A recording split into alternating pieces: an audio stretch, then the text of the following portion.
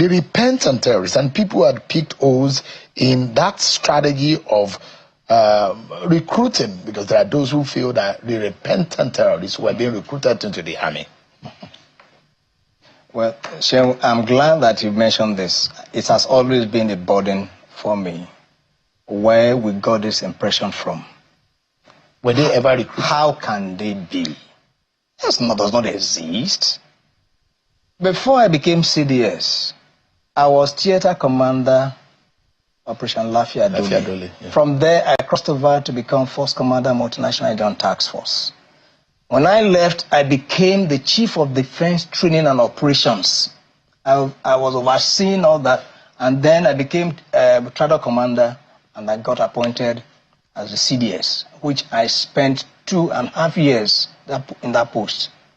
How could it be? Where people got that impression from, I cannot tell. Now, but we have Operation Safe Corridor, which I supported, which I will support today, and I'll continue to support even tomorrow. What is Operation Safe Corridor? What does it entail? It is looking at those that have been arrested, engaged in the act of terrorism and banditry, that are profiled. And so the low risk amongst them, meaning that those who were conscripted into that criminal enterprise, and those perhaps who got themselves caught up in the milieu of the criminality, all right, are now separated and then sent to the camp where they are de-radicalized, all right, over a period. It's like somebody also in a correctional facility where certain teachings are brought to them and then some skills are also given to them before allowing them to be reintegrated into the society. On what grounds were there people talking about? No, because there are words out there that some of them found their way. How can they find their way into the military? When, first and foremost, their biometrics were taken, the records of them, and not only were the biometrics taken, there is none of those services, especially, let me speak for the military. Army, Navy, and Air Force, each time they are recruiting, you have recruitment officers in every of the states who go with those data, and they are meant to scrutinize them. So, structurally, within the military, yes, it's almost impossible for some of these elements to find their way in the military. It is impossible. And besides, you can't come into the military if those from your local government have not actually sanctioned you, that is, guarantee. It's fit enough. Yeah, not just, consider, because like a surety. A surety, a guarantor. It is the responsibility of the local government, that do that.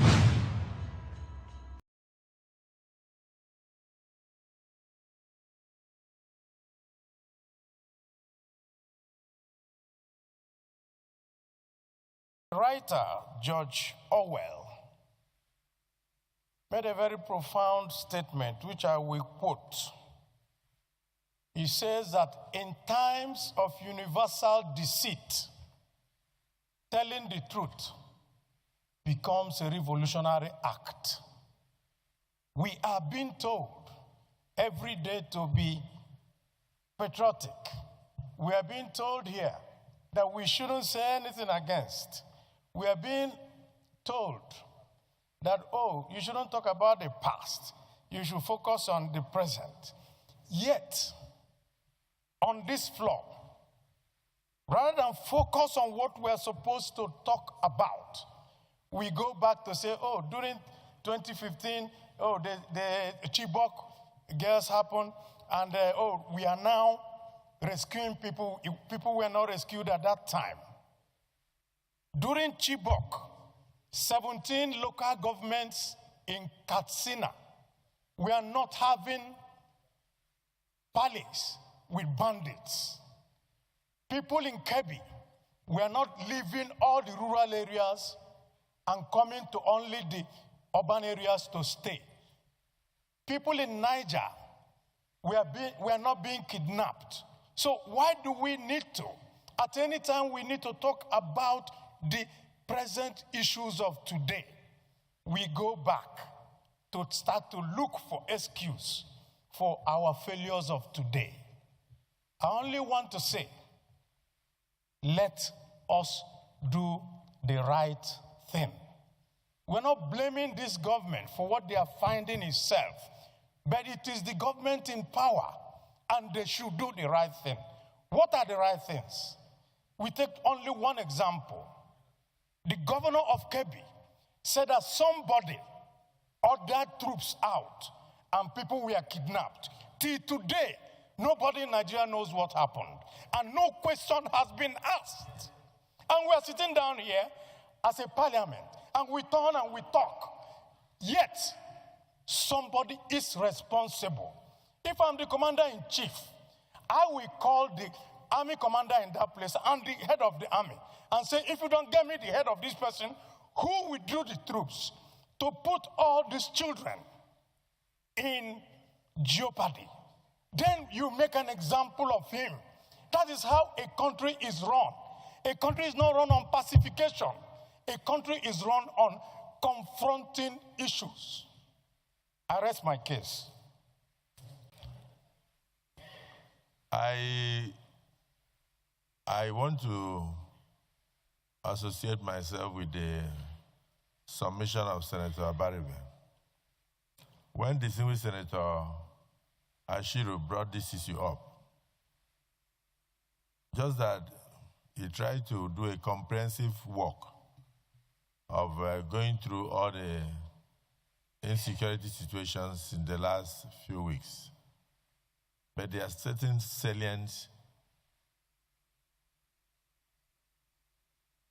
points that we ought to bring out for the attention of the Senate. For instance, whether it is true, the social media report that the Brigadier General Oba that was murdered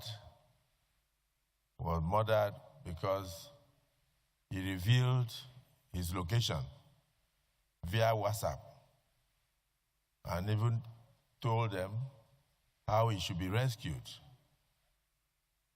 And it is said that there was complicity and that somebody within the security agencies sent the location to the bandits. And the bandits went there and captured him. It's not easy for a general of that nature to be captured and killed in a war situation. The country loses a lot. And then in the case of, is it St. Mary's or so, in Kebbi State or what, the school? I'm talking about the one that the soldiers withdrew. Where? In Kebbi Matters. So, distinguished colleagues, there is a story. The governor was crying out that they had credible intelligence that the school was being targeted by bandits. They even gave notice that they were on the way. And so soldiers and security services went to the school. I've seen pictures, brought out the children and taught them how to defend themselves. And I've seen those pictures. That the moment those bandits arrive, what you do is, as soon as you notice that we have come, you go down on the floor so that you will not get caught up by the crossfire. They brought out the children to the football field. I have pictures.